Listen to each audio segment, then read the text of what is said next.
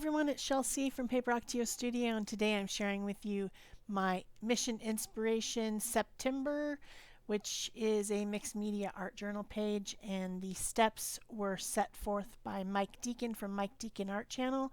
There's also a Facebook group that he has, and you can go and find the missions there. Basically 10 steps that you follow in order to make your art journal page. So the first step was to cover your page with face fragments. So I just used a fashion magazine that my friend Katie Jordan gave me, and I ripped out some of the faces from the ads and just tore them up. Some pieces showing eyes, some pieces showing mouths, whatever, and just collaged them all over the page and then trimmed it up. This is a mixed media paper from a spiral bound journal that I'm using up. The next thing was to add thin layers of paint and thin layers of colored paint. So that's not gesso, that's actual colored paint. So I started out with this quinacridone magenta fluid paint from Decoart, their media line. Then I gave that a good dry and moved to the yellow oxide and cadmium yellow hue blended together, which makes kind of a peachy color.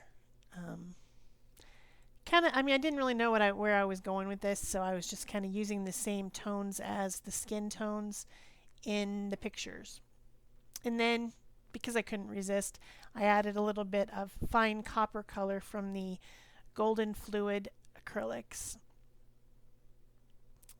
High flow. Yeah, the high flow ones. Because I like copper, and I thought it went with those two colors that I used. Doesn't actually show up in the end, but I liked doing it anyways. The next step was to stamp text, patterns, whatever you want over your page, basically stamping some stuff on your page. So I started with this archival black ink, which is a permanent ink that doesn't run when you put wet media over it. Then I decided to use a mark making tool, which is this bubble wrap. I need to get rid of it and get a new one because it's a little bit too bloppy. But I used some white, titanium white acrylic paint with that and put it all over. Then I'm using this vermilion archival ink and a little flower stamp, stamping that all over. And then the last one is like circles within circles type of a stamp, going back to the black again. So I'm just stamping those all over the place randomly, not really any rhyme or reason, just adding more pattern to the page. It is looking pretty busy right now. Pretty busy. So the next step was to add journaling, a quote, or a phrase. I decided to use a quote. This has an unnamed source, but I thought it was very true. So I decided to add it. It's printed out on my inkjet printer, and so there is a possibility that I could smear it, and I might have smeared a teeny tiny bit, but I'm just trying to take off some of the white. And I'm not cutting it completely apart. I'm just keeping it, all one piece, but then cutting out some of the white of it using little sharp scissors. The glue I'm using on this page is Decoupage Satin Finish from Decoart. There's just a little bit left in the bottle and I want to use it up. It's a similar to PVA glue or Mod Podge, but it has kind of a shiny surface, and I don't like that shiny surface. I really am much more into matte. So now what I'm doing is making a mask. I'm drawing a figure and I'm going to cut it out to make a mask with it, because the next step is to make marks with paint, inks, or sprays. And I decided I wanted to use spray. So I needed something to mask the portion of my background that I didn't want the spray to go over. So I just drew a quick figure on a piece of text weight paper and then cut it out. And then I'm going to kind of tack it to my page using a glue stick. A lot of people use glue sticks for collage. I don't have any luck with that. It doesn't stay down, so I never do it, but I have this one glue stick that I tried to do collage with, and it just doesn't work. It just doesn't work. So I've got some Decoart spray. This is the dioxazine purple. This spray is permanent. It's an acrylic spray that dries and then is permanent. It doesn't smear, you know, after the fact. Like a lot of them are water soluble and they'll smear when you put something else over the top. And even some of them will bleed right through gesso if you try to cover them up. But this one's just permanent once it's dry. Doesn't come in very many colors, but it's from Decoart company. So the next step was to add the focal image. That's step 6, I think. And so I've masked out an area that I'm going to use as my focal image. I made a mark and also mask out an area for my focal image. That other step, I'm not sure if I cheated or not. I used the spray that it said use spray, so I used spray and I made a mark because I masked out something that then became a mark on the page. Anyway, this is a female figure that goes along with the quote. So I took a permanent pit pin and kind of drew around, starting to add some features and lines to my figure, you know, defining it. Then now I'm taking some white gesso and filling in the skin part. And also the mask that I used over the quote kind of lifted up on one corner and some of the spray went underneath. So I'm just using some white gesso to kind of tone down that purple on the quote piece as well while I've got the white gesso out. Then I'm going to use my graphite. This is soft graphite in a drafting pencil that I use for drawing. But the thing that I kind of have been doing lately is also using it as kind of a shading, using a blending stump or a tortillon to blend it.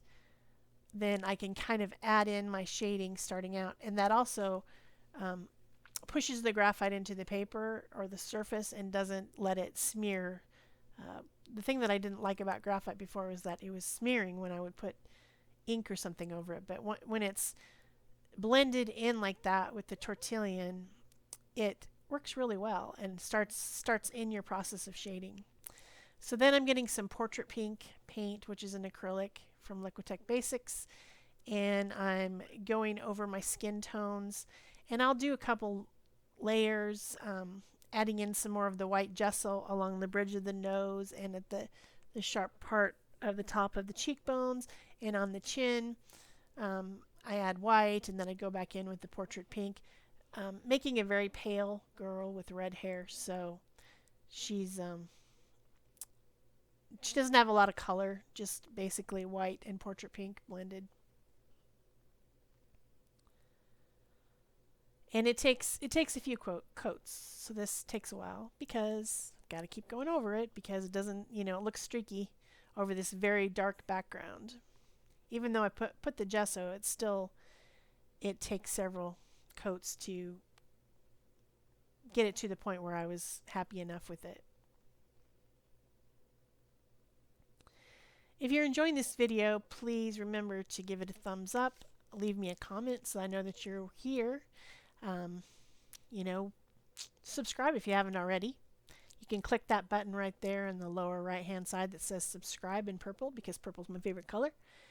And share this if you want to. I'm going to be sharing it on the Facebook group for Mission Inspiration, and I will put that link below in the description box to that Facebook group if you would like to join Mission Inspiration, where you can get some inspiration for your art journaling. Also, I have a group that's called Pick a Stick Challenge, which is kind of similar, and you can join that as well on Facebook.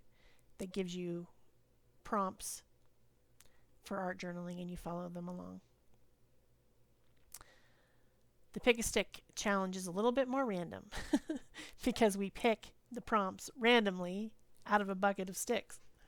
So I call them the sticks of fate because they determine your fate. So now I'm using a black Posca pen to fill in the details of my girl. This is the fine tip Posca.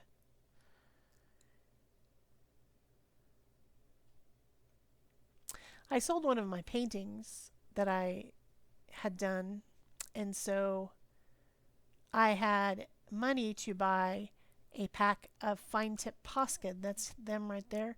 It's the ones that they're selling on Amazon as extra fine tips.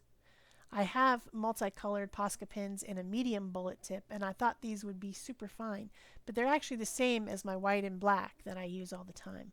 I thought they would be different, but they aren't. So they're just a finer point than my other set of colors. So I'm just now opening them up. Open the pink, the blue, and the dark blue.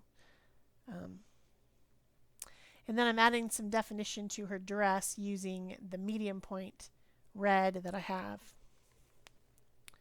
So I think I pretty much got every kind of Posca you could get except for the really, really fat ones, which I don't have any use for. So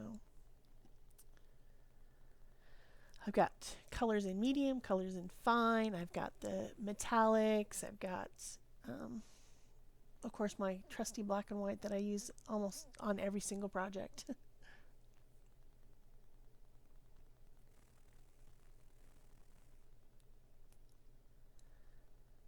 So my focal image is just about done. And I had started out the pins, and so I just scraped the excess ink there onto my deli paper. I've been putting deli paper behind my projects as I'm filming because it cuts down on the glare from my craft mat, which is very glary with the kinds of lights that I have. And also this page is glary because of that satin finish. I really prefer a matte finish on my stuff. But I was trying to use up that glue from Decoart. So the next step is to add washi tape or strips of pattern paper. So I'm getting out some different washi tapes. That one that looks like a card with things wrapped around it, that's from my friend Eva. She sent me that in one of the packages when we did a collaboration, and it's got different washi tapes from different rolls that she has wrapped around it so I can use them. And then once everything's unwrapped from it, I can use the card as a paint spreader. So that's a pretty nice little gift. Thank you, Eva. So I'm using her heart washi tape and then a black multicolored dot one that I had, and then the kind of bohemian pattern one that I had. Because washi tape is thin, they look darker than they should on this dark background, but it adds patterning and texture and interest to my page and fills up that space that I was worried was going to be blank because I didn't have anything to put in it. So it worked out great. Worked out perfectly. I actually really enjoy this page. I think it's a good page. Next step, number 8, is to add color through a stencil. So I'm going to use the Decoart paint again. And this is Pyrrole Red in the media line. And I'm using a Heidi Swap stencil from Michaels that is plus signs. I thought that was kind of interesting and different. Haven't used that one recently. Or maybe ever. I'm not sure. It might have come in a multi-pack of stencils, I'm not sure. But anyway, I put the red plus signs all over. And of course they kind of blend into the background because the paint is semi-transparent, so they don't stand out that much yet. Next step, number 9, is to add doodles, scribbles, or Zentangles. So the first thing I did was take a medium tip pen, and I should have used a little bit of a smaller one, and I went over the words of my quote because I had that overspray of the purple that I had to white out with the gesso. I, of course, in that process, whited out a bit some of my letters. So first I went over the ones that were a problem, but then I realized that the pen that I picked was too fat, and so then I had to go over every single one of them to make them all even. So I should have used a smaller one. But it all works out fine. Make my quote stand out better. Then I'm taking my white fine tip Posca and going around all the little pluses and then adding extra little doodly pluses kind of in a random pattern. They remind me of stars, and part of the quote is that it says shine, so that was why I added those.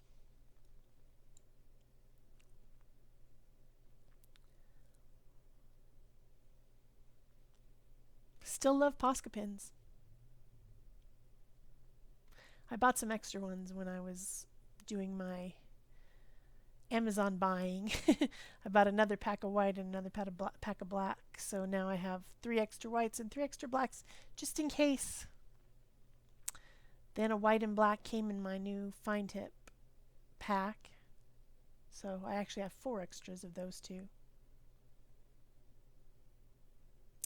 Then I went back to the black and just kind of made some sketchy random lines, highlighting my quote a little bit more and dividing it from the washi tape that I had on the top and bottom there with the hearts.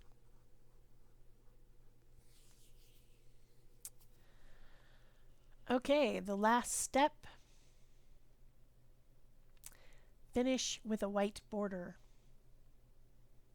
So I decided to take a piece of scratch paper and rip it so that I would have kind of a deckly edge, and then use that as a mask and go around with some white paint. And I started out with the gesso, but it was just too thin, and this is such a dark background that I went with the Decoart Media Line paint in the titanium white, which is very highly pigmented. So it took, less of that to make my white border around this dark page. So I hope you've enjoyed this process, and be sure to check out Mission Inspiration Facebook group. Oh my gosh. And I think that's it for me. Thanks. Bye-bye.